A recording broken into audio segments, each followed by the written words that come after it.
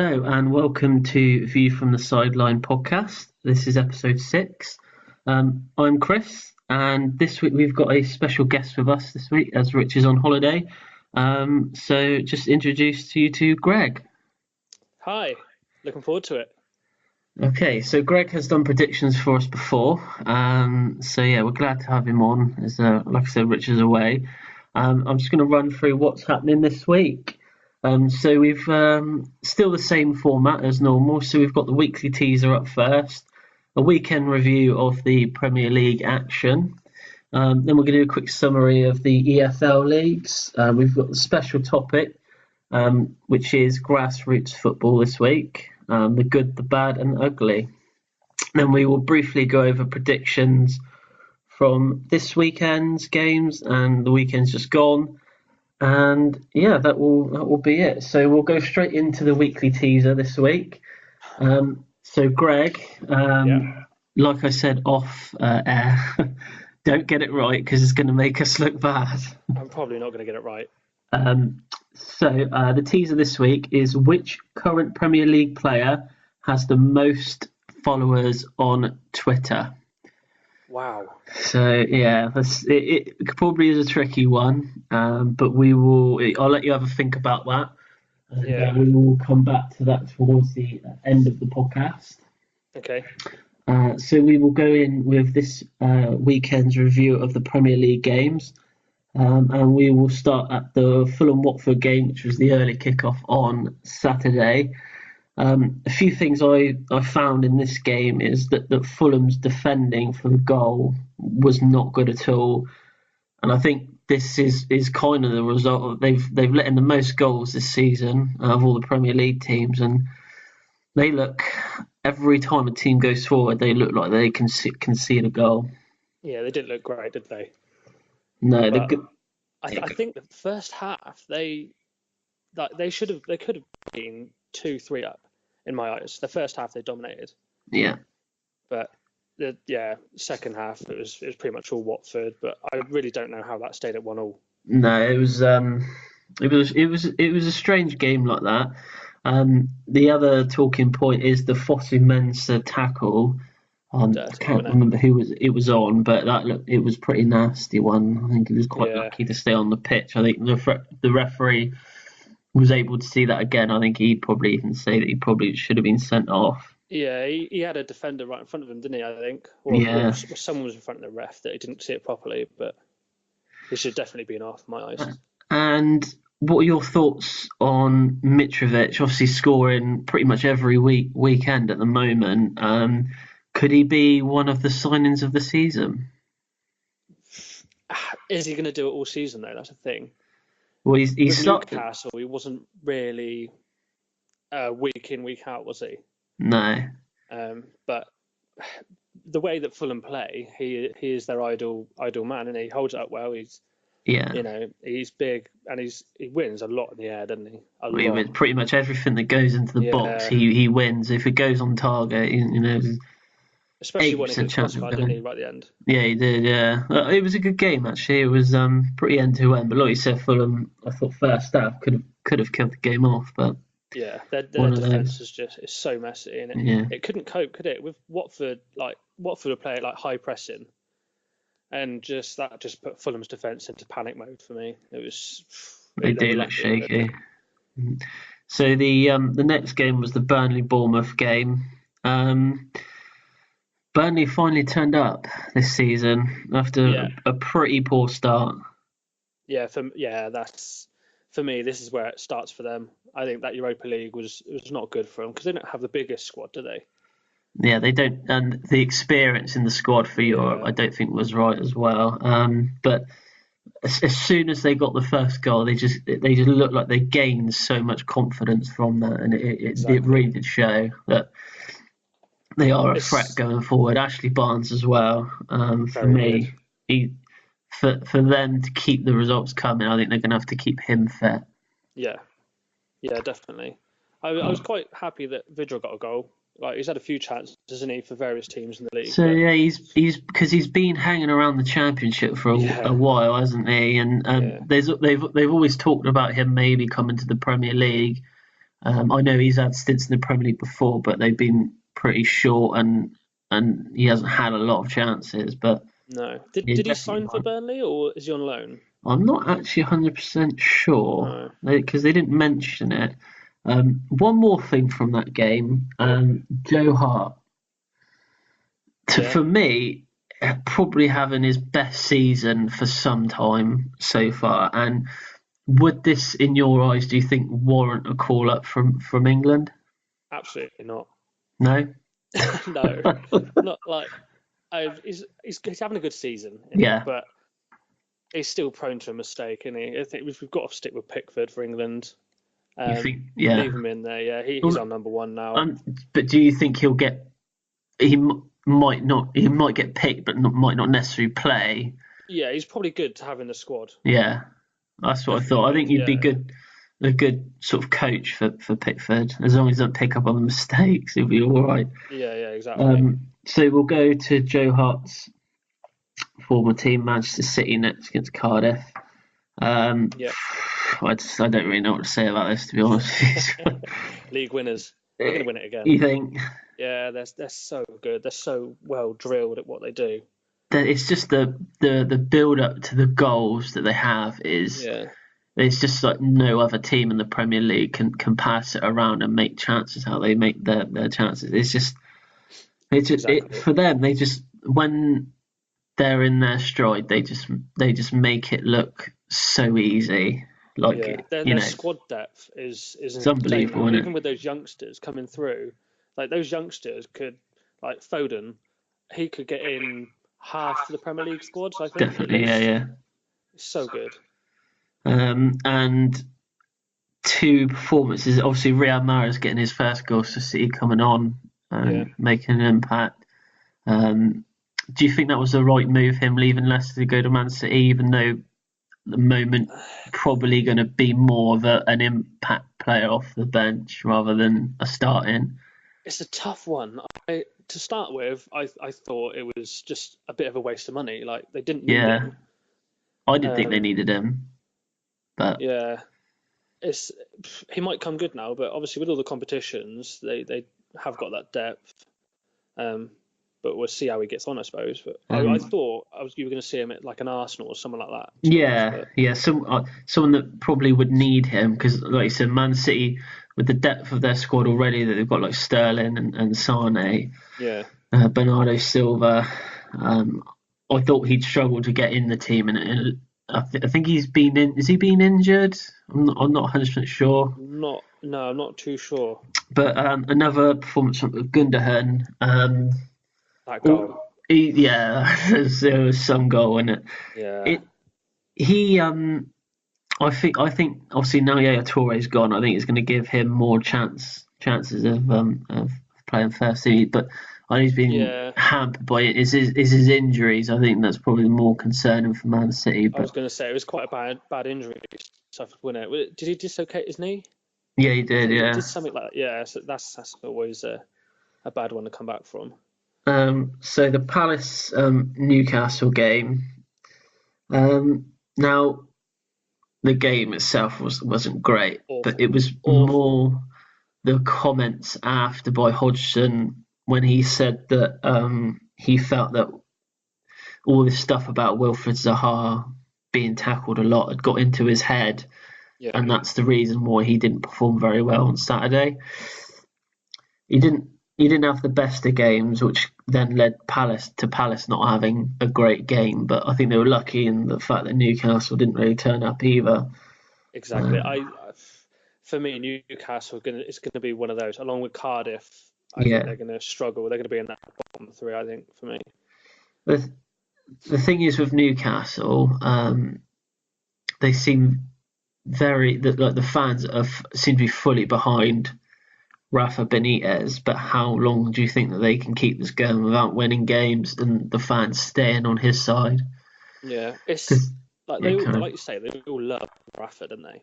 But it's just Mike Ashley. Like, he's ruining the club. They need to pump money in for Rafa to get the players he needs. Like, they didn't make many signings, did they? This summer? And this is why I thought he would leave if they didn't give him the money. I thought that he was going to leave, but he didn't. He stayed there. but they haven't won a game all No. season. So I thought they'd be all right this season. I didn't put them anywhere near the bottom three, but after a few they don't games, have a goal threat, do they? They don't have a no. striker that is going to go bang in 15, 20 goals. That's the thing. You see, I think they've got Ayoze Perez, but he's not one of those players that's going to get you 10, 15 goals a season. No. And he seems to be another straight. Just quickly, Dwight Gale. Obviously, they let him go. Yeah. Do you think if they would have kept him, they'd have more of a threat up front, or not really? No. I think Dwight Gale, for me, I'm sure we'll talk about that later on. But Dwight Gale, he's a championship striker. He's one of those that will perform in the championship for a good few years now, but step up to the Prem and it's just all too much for me. So the Leicester Huddersfield game. So this one's one of those ones where Huddersfield again didn't. They played all first half. They were okay-ish, Huddersfield, but again they look like a team that is destined to go down on that sort of performance. Absolutely, they're down as well for me. Yeah, Maddison's free kick looks to be. I think that was kind of savable. Like it wasn't smack bang in the corner, was it? It was. The keeper should have done better, but I think he did well to get the goal. And he looks. Yeah, he looks like a good player, Maddison. I can see him being at Leicester for a couple of seasons and then him getting the experience that he needs there and maybe moving on to one of the top 6 sides. He definitely looks like he's got a bright future. He's very, very good. And Huddersfield's defence, again, like Fulham's defence, isn't not really changed that much from last season. Every time a team goes forward, they look like they just don't know what they need to do. Disorganised, isn't it? I do feel a bit sorry for them because I quite like their manager. He's a good manager, but again, he's one of those. If the results keep happening like this, Huddersfield, would they look to get rid of him? I don't think they personally would. I think he's all right. I think he's quite safe. Jumping the gun and getting rid of him. Really, they need to get the results at home, don't they? They obviously struggled against Leicester just because Leicester's counter-attacking is so quick. So speaking of the first goal that Leicester scored was from Huddersfield going forward, pushing too many players forward, and then Huddersfield had 2 players back against the 3 Leicester players countering, so it just didn't. I don't know where the defence was on that goal, but no. So next is the Liverpool-Southampton game. This Liverpool, it just pains me to say it that they are so good at the moment. Yeah. 7 wins from 7. We'll talk about the only other unbeaten team later, but it was one of those performances from Liverpool where it was very routine for them. Southampton, unfortunately, aren't the biggest side in the Premier League and they haven't got the greatest squad. They pose no threat, do they, Southampton? No. As a team, they just pose no threat. And obviously, Liverpool's key players, Salah being one of them, Mane, have started this season just as good as they did last year. I know Salah's probably not scored as many goals, but every time they go forward, they're so quick. The defense just don't have a chance. They're another team that is kind of similar to City, and they're starting to know what they've got to do, like working as a team. They know their roles, like the quick passing, and there's those front 3. They know exactly where sort of each one of them is going to be. It's just all coming together quite well, isn't it, for them? Definitely. What did you see the own goal? Is his name Hoyt? Yeah, a little bit unfortunate. A little bit. Should he have sorted his feet out a bit quicker and got rid? Or yeah, well, I watched that about 3 or 4 times, and I hate to admit it, I laughed probably harder each time I've seen it because it was just one of those where it is unfortunate. It happens, but you can't help but laugh a little bit when it does happen. Yeah, I couldn't help but put myself in that situation and thought, coming at me that kind of pace, you just can't sort your feet out quick enough. Just briefly touching on Liverpool's defence, again they defended really well at the weekend. Yeah. Is this probably their strongest defence they've had for 10-ish sort of years in the days obviously when they had Hopia Carragher? To me, that's a question. I'd say it's up there with the best defence that they've had in the Premier League. Probably is. I suppose it's kind of different the way football's played now, isn't it? But you've got Robertson and Trent who are so fit. Yeah. They've worked on their fitness a lot, and they can just go up and down those flanks so quick. And obviously, with Van Dijk coming in, he's just made it solid there, I think, hasn't he? Yeah, obviously a lot of eyebrows were raised when he signed for Liverpool. I think mainly to do with the money side of it. I don't think anyone doubted that he was a good player, but he's definitely improved. I'd say whilst he's at Liverpool. Yeah, definitely. I mean, just like touching on Southampton, I think they're another one of those teams that are going to be right down there with Mark Hughes as manager. Like, I don't know how, because he's not a manager that is going to take a club and go, right, we're going to get top half. No. For me, he's one of those that, right, we don't want to go down. We want to stay in the Prem. Let's get him in, and he'll hopefully keep us up. But it's not for me. I think they've got a good squad, Southampton. Yeah, well, they were one of the three teams I said would go down. I put Cardiff, Huddersfield, and Southampton to go down. Okay, yeah, I can see. I wasn't. Why. I don't think I'm going to be too far wrong. No, definitely not. But yeah, so the Man United Wolves game. Wow.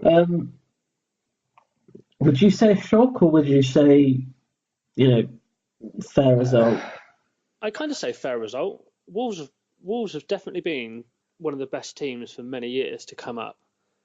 In my eyes, they're so the manager's obviously very good, and he's obviously got together a really good squad. That's because most of them are from the same country, aren't they? Well, yeah, that probably does help. Yeah. So just looking at both goals are actually really good. Fred's goal was pretty good. Nice finish from him, and then Matinho. Some goal. Cracker of a finish. Yeah, really good finish. I think they've definitely bought him for that sort of role, because obviously when he was in the French league, he was scoring goals like that. He's one of those midfielders, isn't he? He wants the ball. Like, give me the ball, I'll play it off to the wings. I'll play it up front, whatever. He's so good in there. But I think Wolves defended pretty well, to be honest with you. I agree. And I think they did deserve the point. Again, for Man United, is going to be one of those questions. Is come down to the end of the season. Is it going to be one of those games that they look back on? But yeah, for me now, I can't see. I think Man United are going to miss out on top four. You reckon? Yeah, for that, unless it's all about the manager for me. Like, Mourinho's too. I can't think of the word, but it's just not right for Man United. I don't think. Like, Man United, where's the Man United of previous years where they play some quite really nice football to watch? And now they're bringing Mourinho and just park the bus and settle, and they just don't look anywhere near the side that they should be. No, I think they spent a lot of, obviously with Pogba, they've spent a lot of money on him, and I think they've pinned a lot on hoping that he is going to be a world class. I'm not saying he's not world class, but he still can be better than what he is at the moment. I think he will be if he's managed right. And I don't think he's managed right at the moment. So do you think he's better? Because at the moment they've got him kind of. He seems to change his role every other game. Really, either he's sitting back or he's going. I personally think he's better just playing. Going for attacking midfield sort of position. Yeah, I think number 10. Yeah, he's definitely got the range of passing that I think someone Lukaku could profit from. Yeah, definitely. The Brighton-Tottenham game was the late kick-off on Saturday night. Obviously, Spurs back to winning ways with this one. Probably still not at their best. No, definitely not. But obviously, with their keeper situation at the moment, obviously they had to call in their third choice goalkeeper. I think it was Gazaniga. I think he played for Southampton a few years ago, but didn't even realise he was at Tottenham, to be honest, until Saturday. Do you think that might cause them a problem? I'm not sure how long they're both out for, but that could pose a bit of a problem for Tottenham if they are both out for a while. Yeah, I didn't realise that Vaughan was actually injured. No, I didn't know that either until the start of the game. When they obviously did the teams, they said that he'd picked up an injury. So, right. Brighton had chances. They had more than 2-3 very, very good chances. Knockhart missed a really good chance to score when he got through, and he just kind of like hit it right at the keeper. Made it way too easy for him. It should have been a lot closer, I think. They could have got a point out of that game if they had finished the chances that they had.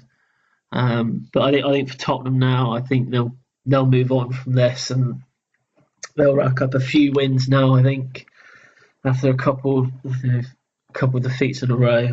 Yeah, Tottenham are one of those teams that can just go and get a result. Like if it's not deserved, they're still just edge that result. Yeah, but I think a lot of it depends on Harry Kane and his performances. You know, when he performs at his best, they as a team tend to play all good as one. But it would be interesting to see if they can keep hold of their players in January for me, because I don't know if they're going to get out of that Champions League group. No, do you think players like Ali and Kane would be tempted to leave, or do you think that they are going to stay? They are going to be in one of those players that just plays for the team for the next 20 years? I hope not, because it doesn't look like Tottenham are ever going to invest. This stadium is eating up a lot of their money, isn't it? Well, I saw a video online today of a builder inside the ground. And he was making a few remarks regarding how unfinished it looked, and he was showing the video around. Yeah. And apparently the pitch isn't even laid yet, apparently. So, but I don't know. Wasn't it all that talk about the builders coming in drunk and doing drugs and all that sort of stuff?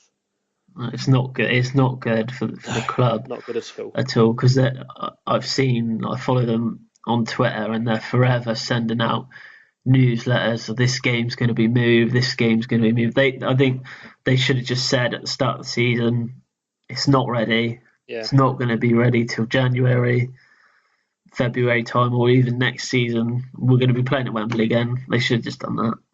Bad, isn't it? Bad. Next the West Ham Chelsea game. Cool. Here we go. I knew as a Chelsea fan, I had a feeling before the game that it was going to be one of those games where the other team would, like West Ham in this case, were just going to frustrate us. Yeah, they were set up well. They were set up literally to frustrate you, and it worked. Definitely worked, because in all fairness, it was probably a fair result, a draw. West Ham might have. They had a good chance. Yarmolenko had a very good chance. How he missed that header, I do not know. I was sweating a little bit when he got the ball, and I was like, "Oh my god, he's going to score!" And luckily, it was an awful mess. But I just want to touch quickly on Chelsea and their bench. Okay. It's not, when you look at that bench that they got. This week they had Morata and Barkley on there and a few other players, but when you look at the bench, you just don't see a player that you think is going to come onto the pitch and make an impact. No, they don't. I think Giroud is probably our best player at doing that. He's probably the one player where you bring him on and he does light up the game a little bit, put some stuff about a bit, but bringing Morata on, I just don't. He's no good when he starts the game, let alone coming on 75 minutes through the game.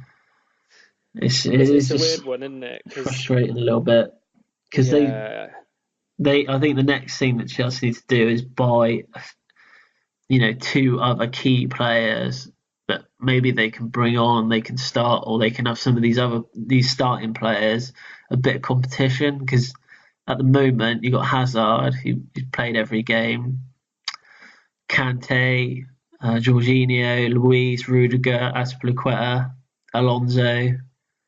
At the moment, they don't really have that competition for them. No. To be playing I think against. The midfield three is sorted for them, isn't it now? Oh yeah, definitely. Jorginho, Kante, and Kovacic. How do you say it? That's sorted. That's such a good midfield. But we'll have to see where it goes. Obviously, Liverpool next weekend, which.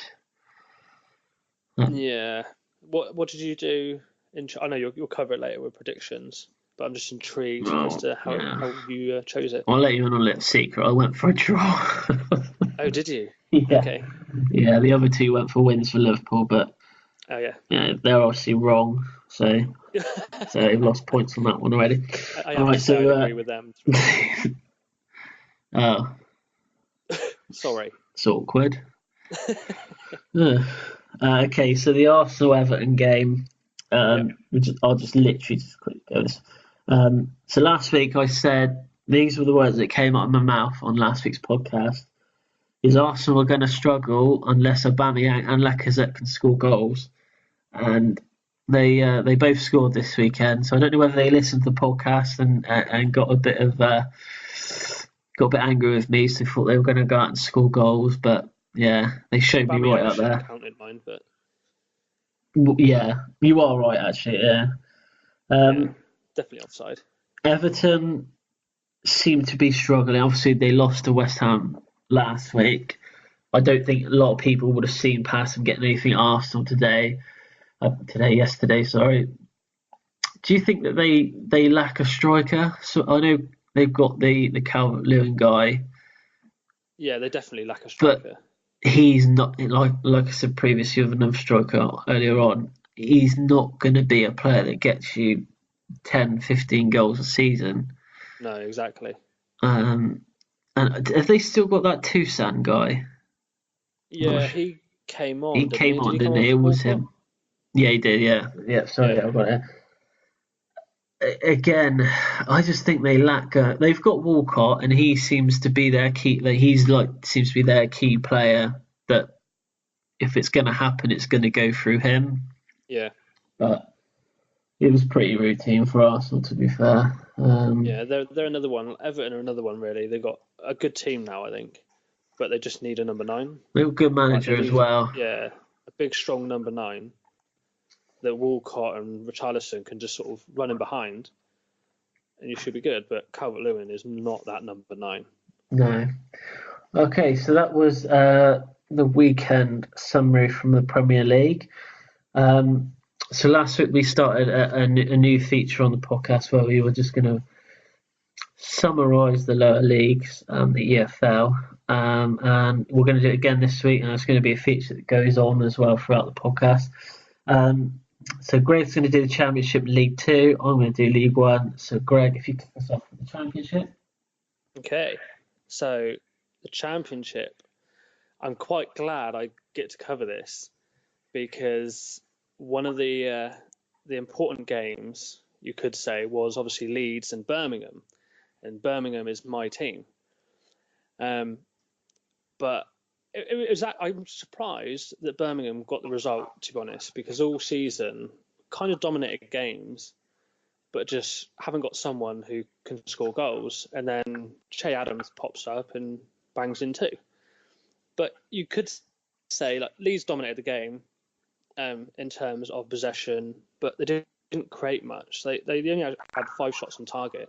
Birmingham had 3. So you need to convert your chances, really, and Leeds didn't do it, but they do stay top.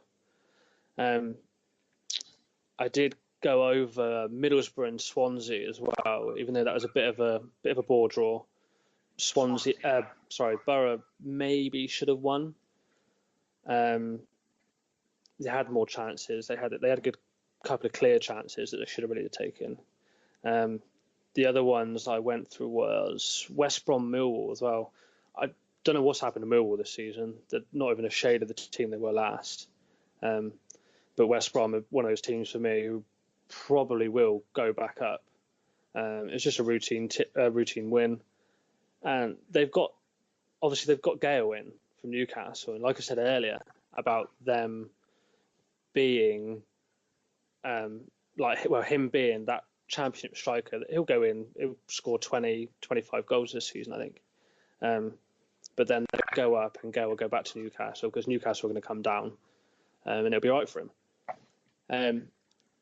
But I didn't really the ones I'm impressed with in the Championship at the moment. Your Wigan, your Sheffield United again. Like Sheffield United, they're not ones. They don't have a lot of money. They don't have the big budget, but they're still bang there. Derby as well. Derby obviously under one of your favourite players. Legend. Obviously doing well. But the home record in the Championship is very much a strong point. That's one thing you need to sort of nail down. Like Brentford are up there, where they sit, and they're sitting in 7th. But the home record, they've played 4 and they've won 4.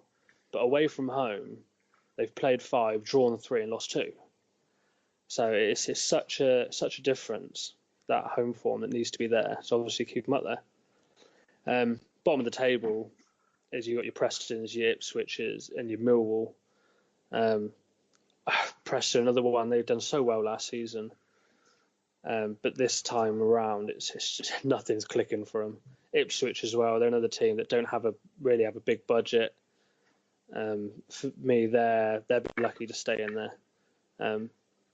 I like to think Millwall might turn it around, but at the moment, it doesn't really look like it. Rotherham, another one that are low scoring. I believe they're the lowest scoring team in the league. They've scored 6 goals in 9 games. That's not going to be good for them throughout the season anyway. But obviously next we're going to pop on to you're going to cover League One, I believe. Yep. So League One this weekend. Portsmouth have dropped their first points of the season at home to Wycombe. Wycombe being one of the teams near the bottom as well. They drew that game and they actually dropped to 2nd in the table because Peterborough went top after they won a 4-2 away win against Gillingham. Peterborough were 2-1 down in that game as well. And 3rd, 4th, 5th and 6th for Sunderland, Doncaster, Walsall and Charlton, and they all won 2-1 at the weekend, which I thought was quite strange. Same scoreline for all 4, so they occupy the playoff places. Like I said, Wycombe, they were the only team in the bottom 7 that picked up any points this weekend. They, like I said, drew at Portsmouth. And Plymouth remain bottom of that league, and they still have yet to win a game this season. Whilst Oxford are 2nd from bottom, Bradford are 22nd, and Gillingham are 21st. So Gregg is going to run through League 2 for us. Yeah, so League 2, teams towards the top again. It seems to be just a bit of money, like Lincoln, for instance, where they beat MK Dons 2-1. Before the season, they invested a fair bit of money in Lincoln. They brought in players from a lot. I say a lot. I think they promoted straight off, and they're 3 points clear and looking good, especially at home.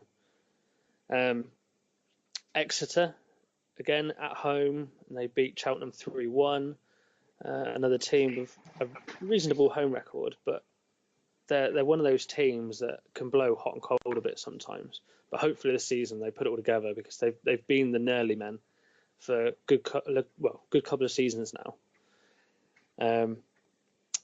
Yeovil, obviously local to us. They lost at home to Swindon. Not anymore. After losing 3-0 like that. How could they? No, let's forget them now. Which is such a contrast, going from last week when they won 6-0. It's crazy. It just baffles me, like how they can go from winning 6-0 away to losing 3-0 at home. But that is typical Yeovil all over. That is. Yeah, I did speak to a couple of people that go there every week, and they just said Yeovil didn't look anything like they did at Newport, really. I did sort of wonder if Swindon played well, but they just didn't really do anything special. It was just a bad performance, but a good fixture for Yeovil will be tomorrow night when they're playing MK Dons at home. So that'll be a good spectacle. Towards the bottom of the table, the surprise is definitely Notts County, isn't it? The amount of money they spent. They were another one similar to Lincoln. They pumped money in, and they've got 3 points. 3 points from a possible. What are we going from? 27 points. They've only picked up 3. That's bad. For Macclesfield, they're rock bottom, and for me, they're doomed. They lost 2-1. They were at Morecambe, who are another relegation sort of side. So it's not looking good. But there's obviously only 2 teams that go down there, and could switch around a fair bit. But it's just the exciting times is towards the top of the table for League Two. That's the exciting ones.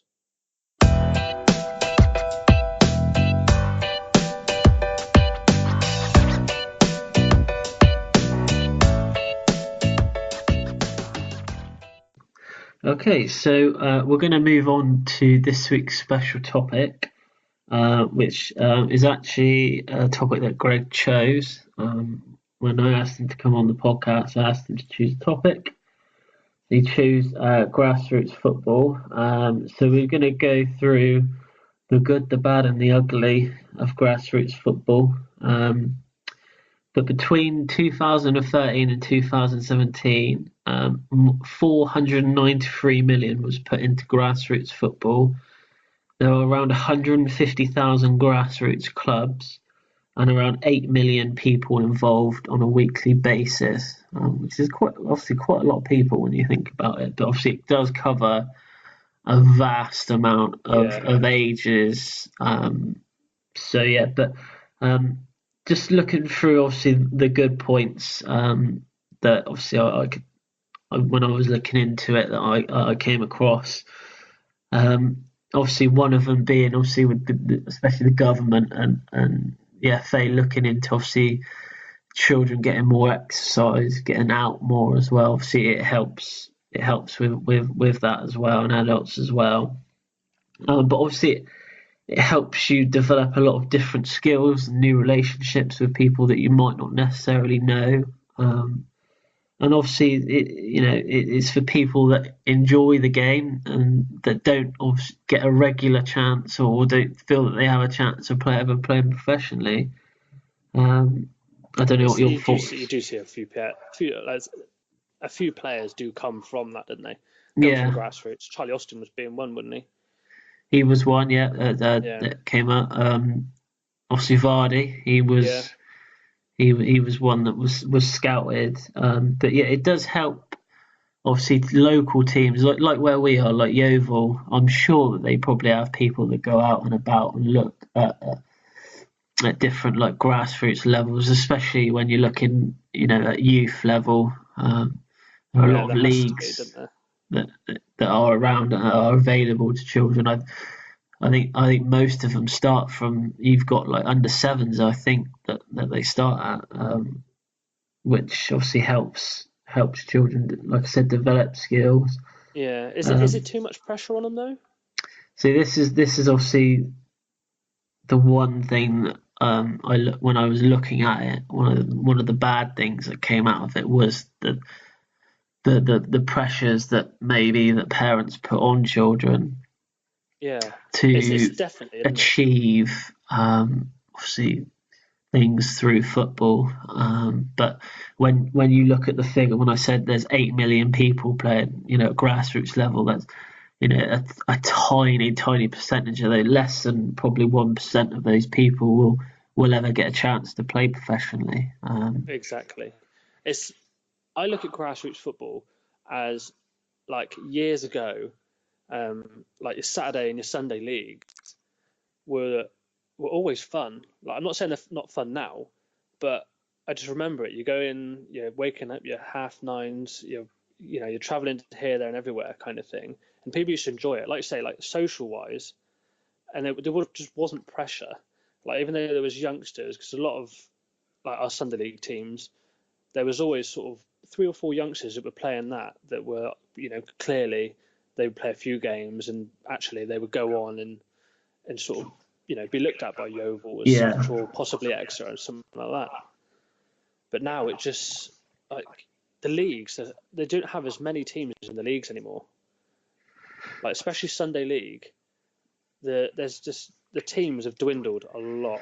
Used to hear there was a lot of teams around here, but now there's not a lot at all. I think that's one thing that when I was looking at, I remember how long ago now, probably last time I probably played Saturday League, Sunday League game was probably 6, maybe 7 years ago now, maybe. Yeah. And I remember Sundays in the local league here, there was 2 divisions and there was probably 8 teams in each division.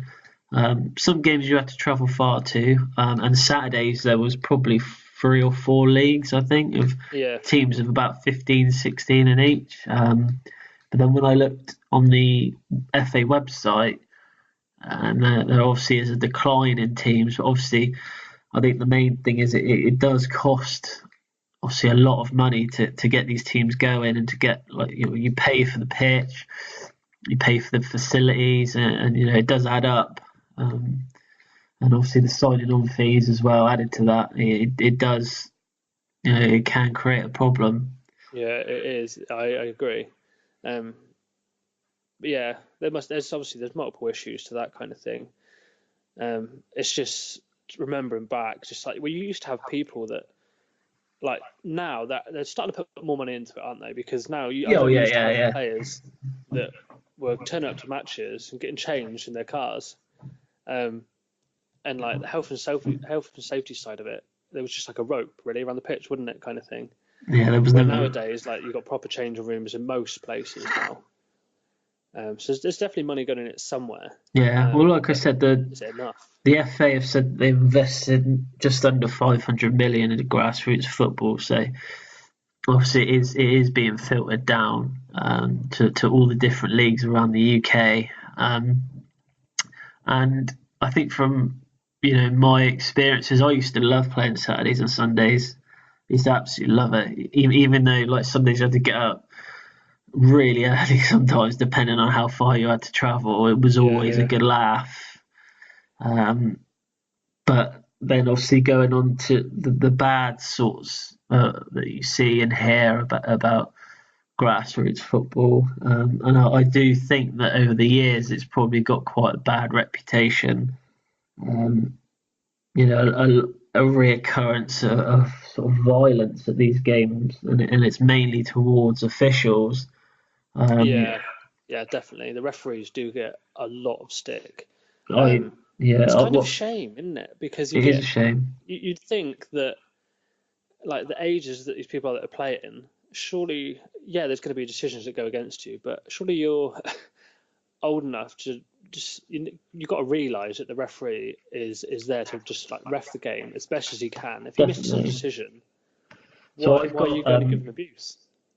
I did some research online to find, because I knew there'd probably be stuff online about this. And there's some stats here. So 60% of referees say that they encounter some form of verbal abuse at the games, and 19% of referees that they asked said that they had some form of physical abuse whilst refereeing games. And 94% of referees have said that they had been bribed into not declaring red and yellow cards. 94%. Wow. That is a lot of. That is, isn't it? Yeah. I didn't realise that. It didn't even cross my mind. It's crazy. So also, whilst I was online, I found some reports from referees. I've got 2 examples. One has got a little bit of swearing in, but I will not say the words. I will just let your imaginations run wild on these. So the first one is to do with a referee that was it was something to do with a red card incident, and this is what he said. So this was his report. He said, during the 32nd minute of the second half of this match, after the match had been abandoned through a combination of the FC Norton team captain instructing his players to leave the field of play and subsequent misconduct that reduced FC Norton's team to less than 7 players, which is the subject of separate misconduct reports. So this isn't to do with that. This is to do with something else. The FC Norton substituted player, who was fulfilling the role as the assistant referee, discarded my flag without telling me where it was, which was later recovered behind a tree by a small child who was playing on the recreation ground. A short time later, whilst I was still on the field of play from his position just outside the FC Norton dressing room, which is very close to the field of play, the same FC Norton substituted player stroke assistant referee called me a F and then a C, so you use your imagination what that is, and also taunted me that I could not do anything about it. What he had said, because he was wearing a neutral coloured bib and obscured his shirt number. I approached the player and asked him for his name, which he refused to give me. I made it clear to him that I would be reporting him for misconduct. This player was reportedly addressed by the FC Norton players through the whole game and also after the above reported misconduct as Lego head. Wow. He filed the report and the offender, he actually wrote Lego head. Did he? Because he couldn't get the guy's name. Yeah. Well, to me, this seems completely absurd that a referee would have to go through this. This was in 2015, by the way. Yeah. And it just goes to show how bad the situations can get for these referees who don't get paid a great deal of money to do this job of refereeing these matches. And I've refereed a Saturday game before, and I would never do it again. Because literally every time you make a decision, it's always going to be bad for one or the other teams. Yeah. And I personally, I didn't card any players in that game just because I thought to myself, if I card someone, what's going to happen? You don't know these things, and after reading something like that, you never know. It's hard for them. Like what can you do? I mean, obviously, you try and get the respect of the players, which is going to be hard, isn't it? But like, what else can you really do? The problem is, I think some players see it as they're not proper referees. No.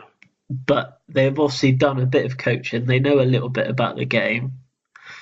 But I think it comes down to respect, doesn't it? The players. It does. And in my experiences, when I was playing Saturday Sunday League, only 50% of the time I would say a referee actually turned up. Yeah. And that's unfortunate. So the second example I've got is actually a female referee. So I want to get both sides of the story. Yeah. This one is absolutely shocking. I dread to think where this is going to go. This is not good at all. And wait till you hear it. It might not seem that bad, but I think once you ever think about it, it could be. This one doesn't have swearing in it, but this is an interview that was done by Telegraph, which is on their website. Okay. This is from a woman's perspective. Her name was Holly. She says, I got in with my local club and was refereeing under 10s. Oh, God. She says, I really enjoyed that, and I started doing the Kent Youth League, and that was when I experienced a lot of verbal abuse. I had a few incidences where people were calling me out for being a girl and not knowing the rules. You brush that off, but it got worse and worse. Then in February last year at an under-12 game, this is in 2016, I made a decision not to send a boy off. The parent of the boy who had been fouled came over to me at the end. He was swearing, screaming and shouting at me and then proceeded to poke me in the chest. I'm 5'5". He was coming on 6'5". Very intimidating. I had 2 managers stood next to me and they did nothing. I filed a misconduct report and explained exactly what happened. I expected a call or email, but I never received anything. A few months later, I turned up at a match and the same parent was there. I was petrified. I thought if I made a decision that he did not agree with, I would be in serious harm. I thought if that is going to be how I feel turning up, I don't want to put myself in that situation. The Kent FA emailed me to ask why I wasn't going to be a referee anymore. The biggest issue was the support around the incident. I explained why I was so shocked that I did not hear anything, and the response I basically got was man up. I felt that they weren't looking after my safety. That was from a female referee who was refereeing an under-12 game, and she was intimidated by a parent at a game of under-12s, which is shocking. It might sound bad, but if I was a woman, I probably wouldn't referee a bloke's game, a men's game, kind of. I even can at see what you're sort of that saying. age, just like for the reasons that you said. But that, like, they shouldn't have an issue. Obviously, there shouldn't be any issue at all. But it's just the way it is, isn't it? It's just no respect. You've got to respect these people. This is obviously, you did touch on it earlier. Parents, it seems to be one of the main focus around where problems can start in these youth games. Yeah. A lot of pressure, like you said, from parents on their children to win games, and maybe they take it too far. I've heard in other interviews people saying that should parents be banned from some games if it gets too much, but obviously this is only a small majority of people. Not everyone should be punished for this. The trouble is, how do you stop parents where these games are played? How do you stop the parents? Yeah, most of them are at local parks, so it would be very hard to, and not every referee is going to know who should be there and who shouldn't be there. But exactly. It's just sad to see that obviously referees are, they're not refereeing these games because they feel, it seems to me like they're scared, and they don't want someone coming up to their face at the end of the game shouting and swearing in them. Exactly. They don't get paid enough to do that. No, not at all. It is a big problem. But just on a last note on that, everyone has the right to play football. It doesn't matter, your age, religion, your race. Everyone deserves to have a chance at playing football. And reading the reports from the FA, it made me feel positive that they are taking the right steps. So with the money being invested, and I've seen locally to us certain like recreational grounds being done up, so they have really good facilities there now. So this is why they're trying to sell Wembley, isn't it? Yeah, they want to sell Wembley to put more money into grassroots football, which is such a good idea. And I hope that obviously more people get involved with grassroots football, and I hope that the referees should feel like that they have the backing of the FA, because from what I read in that lady's statement, they didn't do anything when she filed the misconduct complaint. Nothing was done, but as soon as she stopped refereeing, it was at that point they got involved. So but obviously there are good and bads, but I do hope that it does get better. I hope more referees get involved. There's a lot of coaching courses you can do now through the FA. There was. I did pick up on a couple of bits, just a couple of stats from last season, really. Yeah. I did read up that 1 in 6 games were called off because of the pitch, because of the state of the pitches. Yeah. And only 17 of 50 county FAs have a 3G pitch or have access to a 3G pitch. So it's obviously less than half. I know how good these 3G pitches are. So do you think that maybe more grassroots football should be played on 3G and 4G pitches? Because they're easier to maintain. Exactly. And they're tend cheaper to have to look. better facilities, because obviously they do these 7-a-sides and stuff during the week, which they fund the pitches, they fund all the facilities and stuff, don't they? Well, did you see about the 10-year aims? I did see a few of them, yeah. Yeah, like where every county FA will have access to a 3G pitch within 10 years. which is really and they good. want to do sort of accelerated improvements on key grass pitch sites. So I suppose the bigger towns maybe. Yeah. And they want to put more stuff in place for talented players, so they can get more advanced training, as it were, like, you know, be picked up and hopefully enhance it and get more people coming through, especially for this country.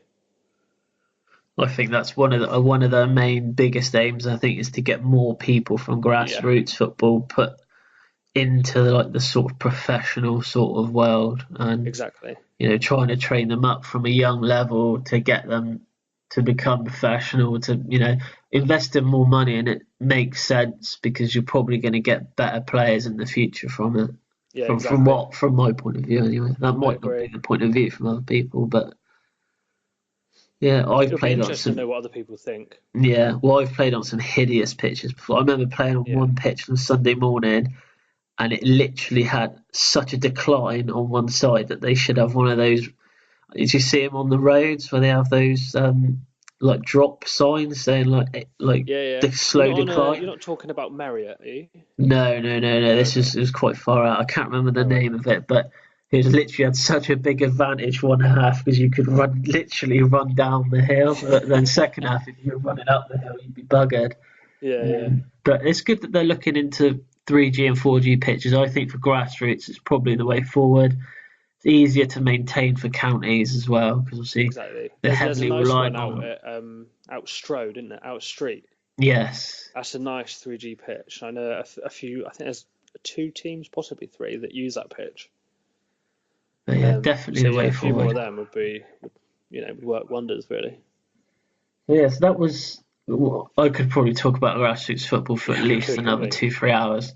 There's so much to cover on there, but I think we got a kind of gist of the good points and the bad points, but hopefully it does get better in time. So, predictions this week. So the game's just gone this weekend. We've got a new leader, Paul. He got 25 points this weekend, which makes him top. I actually got 30 points this week, so that raises my average a little bit. Unfortunately for Rich, he's not here. It's probably good that he's not here because he got a measly 5 points this week. I don't know what happened there. I've had some fun with him on that one. I'm sure he'll explain himself next week. So next week we've got Adam doing the predictions. So all the predictions are put on in more detail on Facebook and Twitter. So just go and have a look on there. So, Greg, have you had a chance to think of the teaser and the player that you think has the most Premier League player that has the most Twitter followers? I kind of have in between different bits. Okay. And I'm hedging towards. You're probably not going to be surprised at my guess, but just for the sheer entertainment value, I'll give you a clue. Okay. Oh, okay, go on. It's not a Birmingham City player. There you go. Right. That doesn't really do wonders for me there, if I'm honest. But my guess, I'm going to go for Benjamin Mendy. So you've gone with Benjamin Mendy, and I can tell you that you are incorrect. So damn it. Another week rolls on, and another week we haven't got a teaser right. I was surprised when I saw this. So the actual answer was Mesut Ozil. Really? He's got 23 million Twitter followers. It doesn't strike me as the entertaining type. The closest person to him is Sergio Aguero. He's got just under 13 million. He's got 10 million more views. Wow. Than any other Premier League player, which is just absurd. Literally absurd. That really is. It ranks him, I think, 88th in the world. Of all the people, Mesut Ozil is 88th in the world for Twitter followers. Crazy, isn't it? I would never guess that one. Crazy. I couldn't believe it when I seen it. I was just trying to think of a teaser, and I thought, well, I'll have a look at Twitter followers, and then Mendy has got 1 million, I think it was, because I thought he was going to be up there because he's quite funny on Twitter. Yeah, he is. He's got just over 1 million. Give him a couple of seasons, he'll be there. He's gonna have to do a lot of campaigning to get that many followers. I don't know how he's got that many. I seriously don't. Okay, so that really brings us to the end, really, of the podcast. Just a quick note: Rich is back next week, and we're going to cover the topic next week is going to be around English players that play abroad. So more towards will it in the long run benefit the England team? Looking forward to that one. Yeah, so that's one that Rich picked. But yeah, well, that's really it for this week. Just want to thank Gregg for coming on and hosting with me today. Cause my pleasure. Would have sounded really bad just me talking to myself for an hour or so. So yeah, I just want to thank Gregg for coming on. You got anything else to say, Gregg? No, not really. It's just I'm surprised. There's a lot of work that goes into this. So yeah, I applaud yourself and Rich. This is a good podcast. So everyone needs to go and follow it and retweet and like it on YouTube. Yeah, very good. So yeah, just picking up on that. Yeah, you can follow us on Twitter at View from the Sideline Podcast on Twitter, same on Facebook, same on YouTube, same on iTunes. We've got it all synced together now. We've got Instagram as well, but I will put a link to everything in the tweet and the Facebook post that goes out regarding this week's podcast. I'll also put Gregg's Twitter handle in there so you can follow him if you felt like you had some good insights, give him some feedback. Yeah, give us some feedback. But yeah, so just want to say thank you all for listening and good night. Cheers.